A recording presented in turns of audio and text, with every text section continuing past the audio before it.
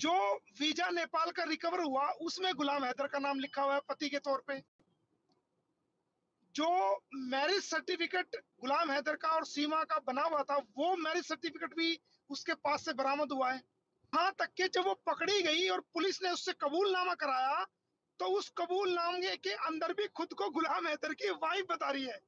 देखो जी सर। कमाल की बात, जो उसने गुनाह कबूला कि जी मैं भारत की सीमा में आ गई हूँ, तो वो कबूलनामा जो लिखा गया, डिस्क्लोज स्टेटमेंट जिसको बोलते हैं, उस स्टेटमेंट के अंदर भी उसने खुद को गुलाम हैदर की वाइफ बताया है। एफआईआर के अंदर गुलाम हैदर की वाइफ बताया है। जो उसने बेल एप्लीकेशन डाली उसके अंदर अपने आप को गुलाम हैदर की वाइफ बताया है। और जो बेल के ऑर्डर हुए उसमें गुलाम हैदर की वाइफ बताया है। जो मैंने एप्लीकेशन लगाई उस पर जो ऑर्डर था उसमें भी कोर्ट ने प्रमा फेसाई एविडेंस जो अवेलेबल है उस पे गुलाम हैदर की वाइफ बताया। तो मैरिज कहाँ होगी भाई?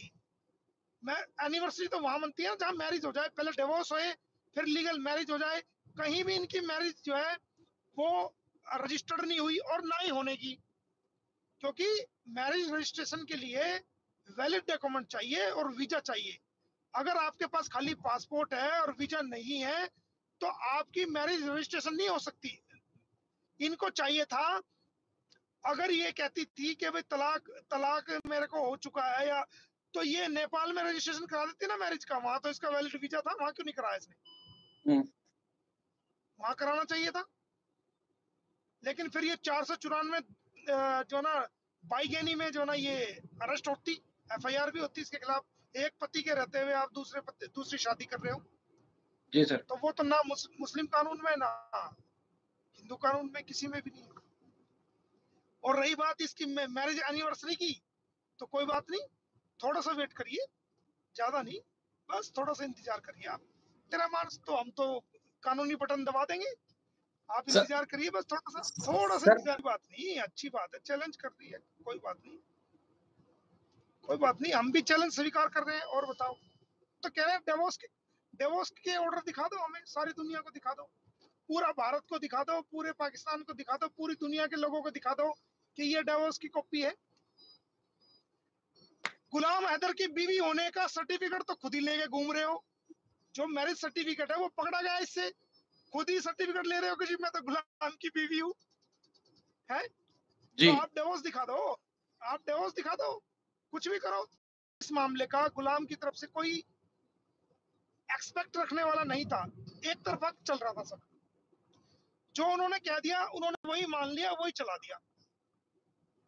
तो मैंने कल एक बड़े चैनल पर बोला, आज तक पर मैंने बोला, उसने मुझे यही सवाल किया था। मैंने उसके कहा कि आप अपने चैनल पर ना उसकी डिवोर्स की डिग्री दिखा दो हमें, हम उसको मान जाएंगे, हम उसको हैदर की वाइफ कहना छोड़ देंगे। और आप सचिन की वाइफ का हो या जिसकी मर्जी का हो, हमें एक बार डिवोर्स की डिग्री आप अपने चैनल पर दिखवा दो। तो उसको जवाब नहीं मिला। इंडियन मीडिया के सामने अभी तक गुलाम हैदर की तरफ से किसी ने अपनी बात नहीं रखी जो एक्चुअल बात थी। हमें एक हफ्ते के अंदर अंदर मैंने पूरे केस की जो झूठ था, पूरा जो गुमराह किया जा रहा था, जो पर्दा डाल के बात थी कुछ और, दिखाया जा रहा था कुछ और, पूरी दुनिया के सामने विद प्रूफ मैंने सबको प्रूव कर दिया कि ये सारा झूठ बोला जा रहा है, ये दुनिया को गुमराह किया जा रहा है। वो ऑन रिकॉर्ड मैंने सबके सामने हर चीज लेके आया, सिर्फ एक हफ्ते के अंदर अंदर लेके आया ना। तो झूठ के पांव नहीं होते भाई, झूठ के पांव जल्दी उखड़ जाते हैं। कितना टाइम, एक सच सच लेट हो सकता है मगर सच हारता नहीं है। सच्चाई की हमेशा जीत होती है, हमेशा। और जुल्म हमेशा काबिज नहीं होता, एक ना एक दिन उस जुल्म को मिटना पड़ता है। और अंधेरा अंधेरा जो होता है वो हमेशा अंधेरा नहीं होता, रोशनी जो है जहां जहां फैलती है अंधेरा वहीं वहीं दूर हो जाता है। जी तो जी। हमने कानून की रोशनी लेकर चले, पूरी दुनिया इस चीज को देख रही है। और बहुत जल्दी ये जो गुमराह किया गया है लोगों को, अपने आप को बहुत बड़ा विक्टिम कार्ड खेला गया है, वो सारा दुनिया के सामने आ जाएगा। दुनिया खुद देखेगी कि ये क्या हो रहा है। बात, ये जो बच्चे जुड़े हुए हैं अभी सीमा के पास से ही तो जुड़े हुए हैं ना, जी ये जो बच्चे जुड़े हुए हैं अभी सीमा के साथ, सीमा से रिकवरी हुए हैं। जी। और सीमा इनको पाकिस्तान से लेके आई है इलीगल रूप से, नेपाल तक लीगल थी, लेकिन भारत में आई तो इलीगल हो गई। तो ये बच्चे तो उसी के साथ जुड़े हुए हैं ना अभी तक। बिल्कुल, तो पहले हमें जो सॉर्ट आउट मैटर करना पड़ेगा, वो लीगली रूप से ही करना पड़ेगा ना। तो ठीक पहले है, तो इस केस को पहले तो देखो, हमें किसी भी चीज़ को करने के लिए सबसे पहला आपको किसी मंजिल पे जाना है और रास्ते में जितने भी कांटे हैं, आपको सबसे पहले वो रास्ता साफ करना पड़ेगा वहाँ जाने के लिए। ठीक है, तो ये कानूनी रास्ता साफ हो रहा है। ये अच्छे-अच्छे वकीलों की समझ से बाहर है कि ये क्या होगा और कैसे होगा। लोग सोचते हैं कुछ कि शायद ये होने जा रहा है, लेकिन आप देखोगे कि वो कुछ अलग ही होता है। डीएम का जवाब हमें आ गया है, डीएम का मेल मुझे मिल गया है और डीएम ने उस पे कार्रवाई के लिए आगे कमिश्नर ऑफ पुलिस को भेज दिया है।